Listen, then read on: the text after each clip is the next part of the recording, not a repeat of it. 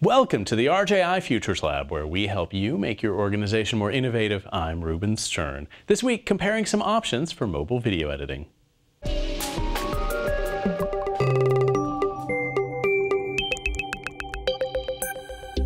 Capturing video with a smartphone is fairly standard, but it's also increasingly common to edit the video on a mobile device too.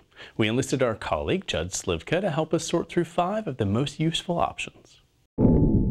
Filmic Pro is mostly a videography and shooting app, but it has some pretty powerful post-production tools in it. So it's one of the few apps where you can both shoot and then adjust white balance or color or saturation and even trim before it moves out of the app and into the camera roll. So while it's not a traditional editing app, it does give you a lot of control in terms of editing very quickly in a post-production process. The pros of this are that you can make your adjustments before you go into the camera roll. That's going to give you the ability to move a lot faster when it comes to ultimately putting something together, especially if you've just taken a shot very quickly, you need to get it up to social, you need to move it off of your camera roll and into publishing very quickly. You don't have to take it into a separate program. The downside is that it's not a fully featured editing suite. It really is about clip editing and not really putting a bunch of clips together.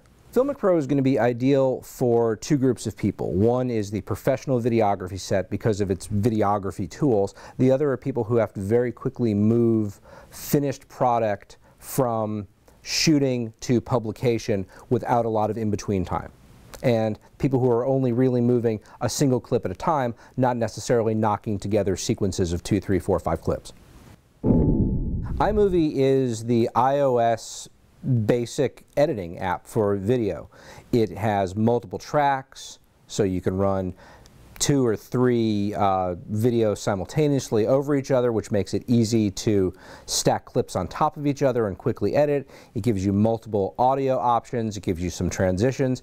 It also lets you be as simple or as complicated as you want to be in terms of having templates to edit within. So if I want to create something that looks like a cinematic trailer in iMovie, it's one tap and then my clips will populate within a frame. There'll be graphic generators and treatments that will make it look like that cinematic trailer. The beauty of iMovie is that it's flexible. It can be as complicated, it can be as difficult as you want. The downside of that is that some people find it too simple to edit very, very complex pieces on. iMovie is great for beginners, people who don't want to necessarily invest a lot of money in this, people who have staffs that are maybe sort of low time in terms of video editing because it is a very intuitive video editor. Pinnacle Studio is the closest thing to a comprehensive editing suite for mobile. It has 1 video track, which is its shortcoming, but it has 3 audio tracks, and that's really hard to match.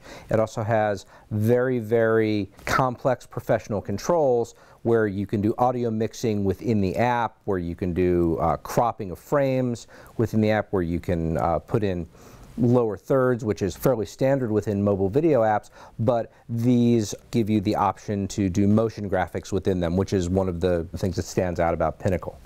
It feels like a nonlinear editor. It feels like you're working at your desktop in a lot of ways. Downside is that single track. That single video track makes it difficult to very, very rapidly edit traditional looking news pieces where we would put B-roll on top of A-roll. Pinnacle Studio is best for people who are doing larger mobile production. Just the size and the functionality in the app is such that it really is a professional product. Videolicious is being used by more and more media outlets. I think when last I looked, there's about 200 TV stations that are using it.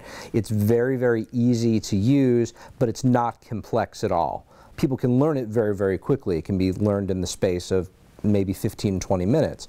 However, you can't really do a lot of complicated editing in it. It's what you see is what you get. Videolicious' greatest pro is that it's fast and it's easy. If you had a staff of people who were scared of video and very scared of video editing in particular, Videolicious would give you an opportunity to rapidly stand up that group and have them be learning very quickly and then producing usually within an afternoon.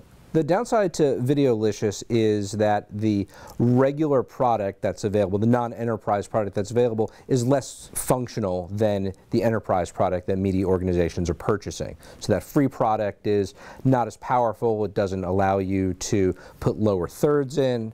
It doesn't allow you to do some of the other editing moves that you would be able to do with the enterprise version. Videolicious is great for people who are scared of video and video editing because of its intuitive interface. Clips works vertically instead of horizontally. You select your clips just by tapping, and then it displays basically a list of your clips, and within each of those clips you can then pinch and swipe and grab to trim the clip to where you want. Then to move clips up and down in sequence, all you have to do is grab a button at the side of the clip and bring it up or down. It's an extremely easy, extremely fast way of editing. Biggest downside is we don't know how long it's going to be around. The company that created it sold to Google. We know that they're not going to support it anymore. We don't know if they're actually going to pull it from the App Store at some point. Clips is good for anyone who needs to edit very, very quickly. It doesn't have a lot of the advanced functionalities such as being able to put lower thirds into video, but it does allow you to extremely quickly move from editing to publishing. Kinemaster or Kinemaster or Kinemaster, depending on how you want to pronounce it, is the editing standard for Android apps and the Android platforms. It is a nonlinear editor. It has the same sort of experience that you have with a lot of these iOS editors. It allows you to work with multiple tracks. It allows you to work with different audio inputs, different treatments, and it allows you to put generators like lower thirds on the screen. The biggest pro of Kinemaster or Kinemaster is that it works on an Android. That is an ecosystem where there really isn't a lot of high-end video editing apps. Con is that it's on a subscription basis, and if you're not using it a lot, you're paying for something that you're not using. The iOS apps that we see, like Pinnacle and in iMovie's expansion pack where they charge a little bit for, are one-time purchases. You don't have to worry about paying for something you're not using. Kinemaster is good for anyone who needs to do video editing on the Android. It's really the only serious answer out there for it. All of these apps allow saving into the camera roll. Once it's in the camera roll, it can then be sent up via FTP or Dropbox or Box or whatever file sharing, or sometimes if they're small enough, through text message or email to wherever you need to put it. Videolicious's enterprise version has a number of integrations and APIs that go directly into CMSs. That's one of the reasons why we're seeing so many corporate people go over to it.